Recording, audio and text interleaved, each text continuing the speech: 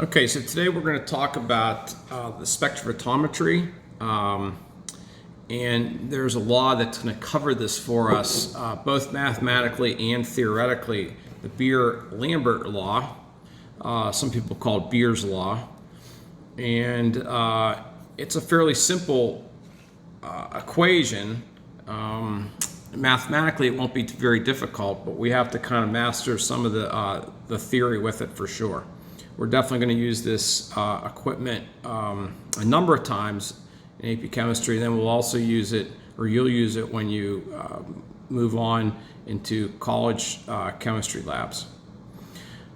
Okay, so law definitely, like I said, it's not going to be very difficult mathematically, and here it is. A equals A times B times C. This is given to you in your equation sheet. But A is absorbance, and the most important part of this for us in the lab is going to be C, which is concentration of whatever solution. Now, for us to be able to use this in the lab, these solutions that have concentration have to have a Keller associated with them. Otherwise, the spectrophotometer will not be able to measure this very well. There will be a path length, and that's the distance that this light's going to travel from point A to point B. If it travels in a very, very short distance, a lot of the light's going to go through. If this was a clear substance. If you're trying to shine a light from here to the other side of a football field, doesn't shine very well. It's going to lose its intensity, and so the path length is definitely important too. But that's never going to change in one of these labs that we're going to do, because it's going to be the same instrument every time. And then typically we're not going to be interested in this constant little case a. But I think I do have a question that presents itself that we're going to have to solve for this constant. But typically, we have to know that absorbance is directly related to concentration. So if we know the concentration of a solution, we should be able to figure out something with absorbance, or back and forth. A little background for how the instrument works. Again, the light will go through a light source, and this light will have a specific wavelength. And if the material is very concentrated, a lot of the light will get absorbed. And then on the other side of the machine, and I'll show you, I think I have another picture of that. Yeah. So I have some sort of light source. And we're going to figure out what wavelength of light we'd like to use. Well, actually, I guess it shows you here that it's just a typical light source, but then it has the ability to give you only one particular wavelength. So I don't know, it looks like this is a yellow wavelength. And you have your sample here, and your sample will absorb some of that light, and some of the other light will go through, and then it reads how much goes through. And that could be transmittance, and some people are interested in transmittance, but we're going to be interested in absorbance. So if the machine knows how much light goes through, it knows how much light didn't go through, and it's going to assume that all the light that didn't go through got absorbed. And then there's a reading, and our readings are they're going to be unitless. Okay, so this is a typical graph that we would get with one of these Spec 20 labs. And this is also a type of question that's pretty typical for the AP exam and for our tests, is that using some experimental data and then having to make some conclusions with this. What's presented to us here is that there's an error, and it appears that this error looks like the absorbance is too high. If we had another data point that was down below the best fit line, that would mean that for some reason, when we put the sample on, we got an absorbance that was too low. So we're going to have to explain this error. So let me erase that. So we're trying to explain that error. And all this does right here is explain what's going on in this lab activity. But the last sentence says, which of the following is the most likely explanation for the variance of the data point? Okay, so let's try to figure out, well, we already have an answer of D, but let's try to figure out what's going on with all these. The cuvette, and by the way, here's a cuvette. It's a little tiny test tube, and we put the solution in there. My solution is blue, but whatever colored solution you have, and light's going to go through the cuvette, go through the solution. Some of it's going to come out the other side. Now, if you have blue solution, you're going to want to use a light that has the ability to get absorbed by blue solution. It turns out that blue light is the least likely to get absorbed by blue solution. You need to get a complementary color. Complementary in art classes, kind of the opposite color on a color wheel. So I don't know, something in the orange spectrum I think is opposite of blue. So the optimal wavelength, the best colored light to use for a blue solution would be somewhere in the orange. And then another one would be like if you had a green colored solution, you'd want to use something in the red spectrum, so forth.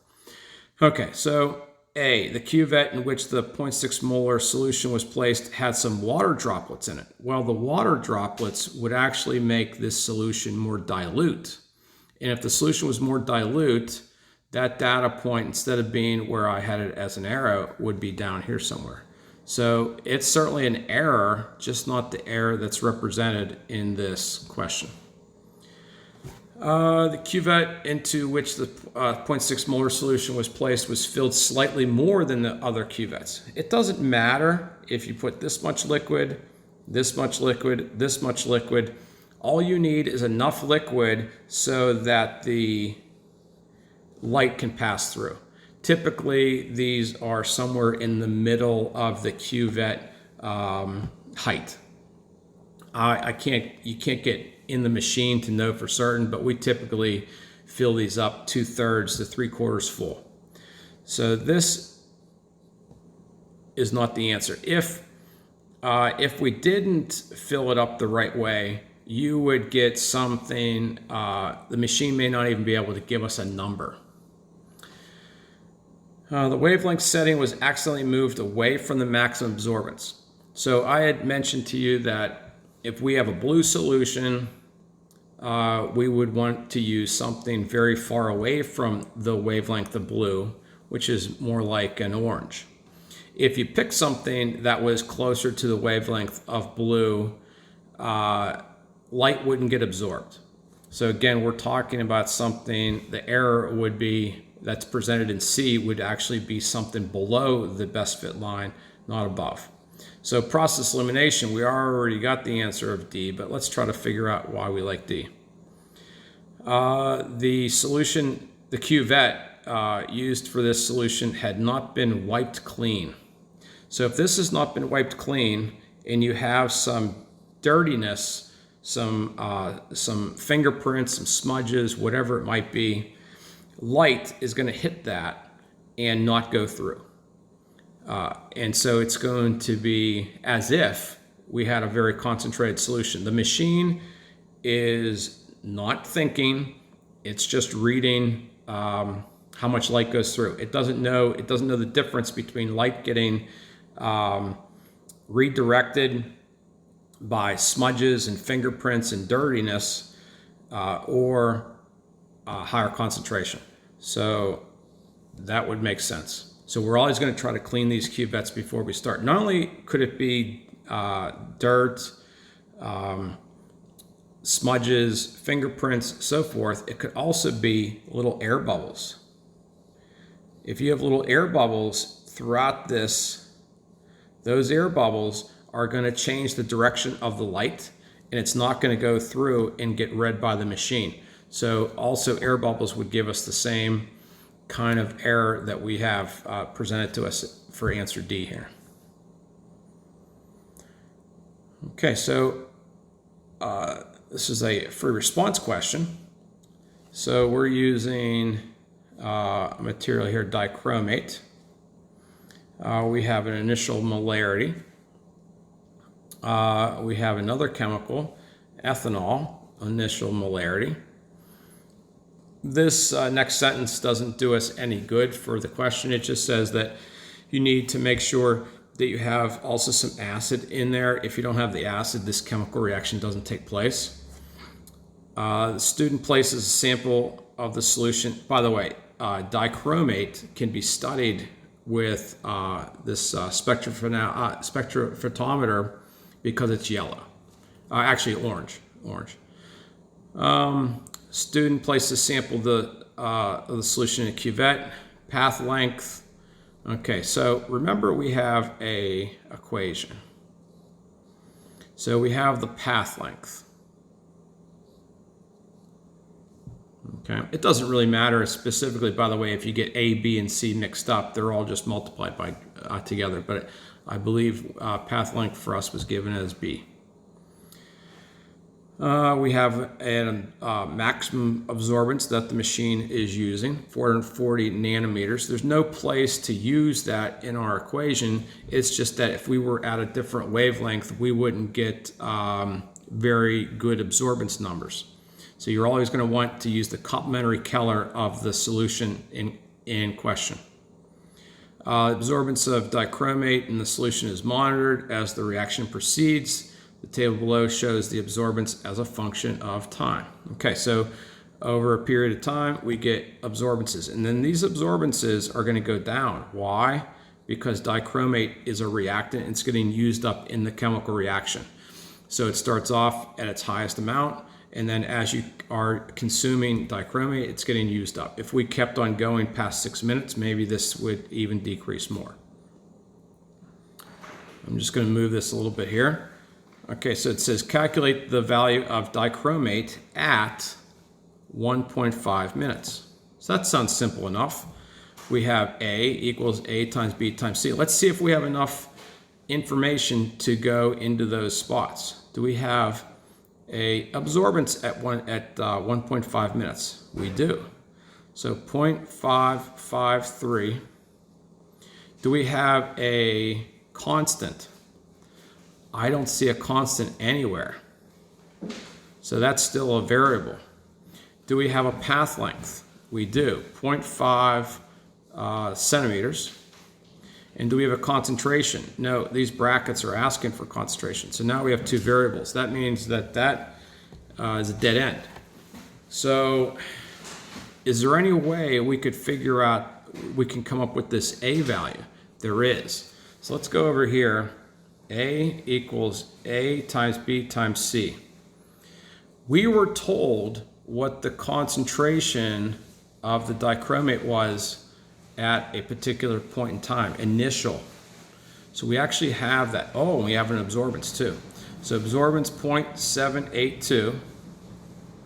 Path length, the constant A, we don't know, but we know the path length. And we know the concentration at this absorbance 0 time, the one that we are using, this 0.782, and that was that number. So we can actually figure out this constant. And remember, a constant is a constant. As long as we're doing this experiment with this spec 20, we're going to get this constant every time. So any of these other times with their absorbances, we could use that value. So now we have that value, and it's going to give you a strange kind of series of units here. So it's 1564 divided by molarity times centimeters. So now we can take that and put it into our little A spot. So now we have everything to solve for concentration. So when we pop all those in, here is our concentration at 1.5 minutes. But we're going to take a look at this and see if we agree with this. So over a period of time, the dichromate gets used up.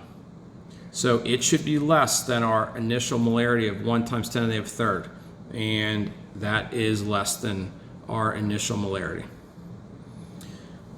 Okay, so AP questions often are like this, where you are using something fairly simple, but the question's not simple. 1, we have lots of lines of words here. 2, we have a data table. And then 3, we had to use that equation twice. Okay, what else do we got? By the way, did you see that I was going through these words and I was trying to pluck out the things I thought could be important? Okay, so the next part of the question, student runs a second trial, but this time uses a cuvette that has a path length of 1 centimeter. That's twice the path length that we used previously. Describe how the experimental setup would be adjusted to keep the initial absorbance at 0.782. So if we want our answer,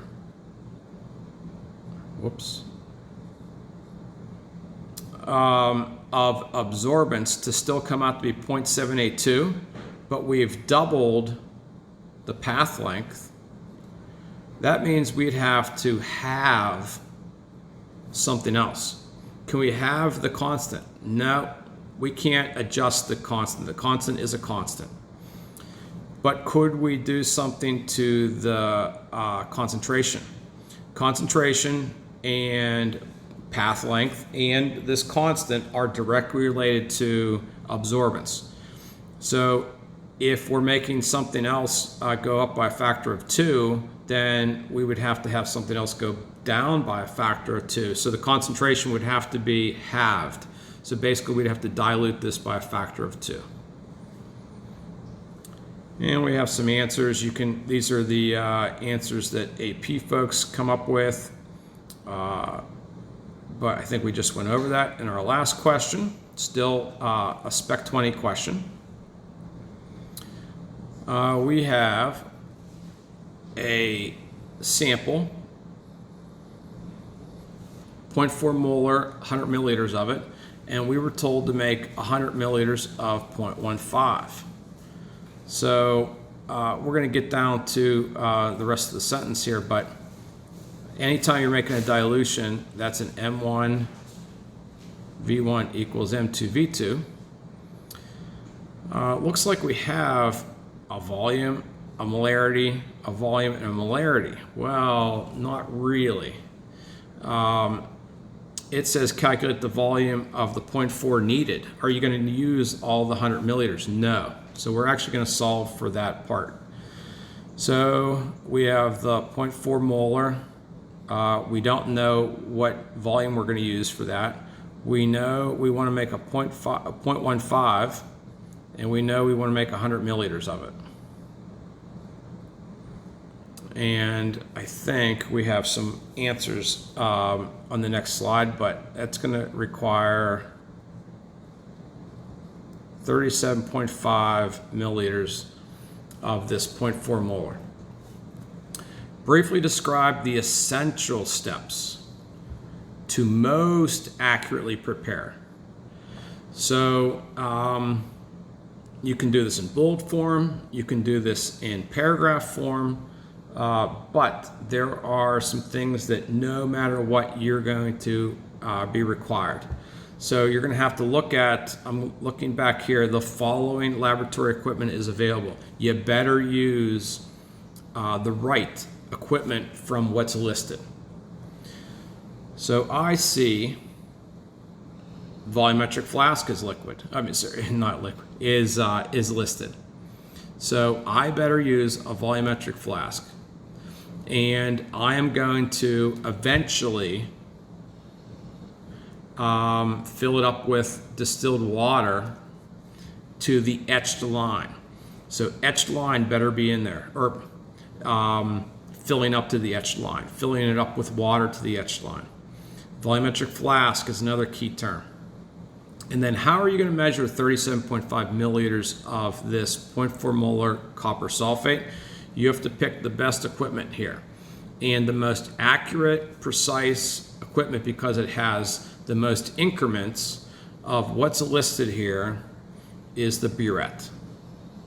So you would fill up this burette.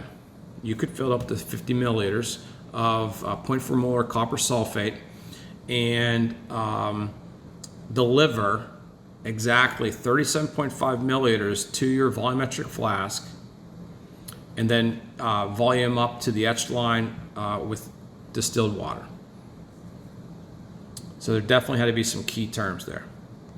And our last section here, student plans to conduct a analysis to determine the concentration of copper plus 2 ions.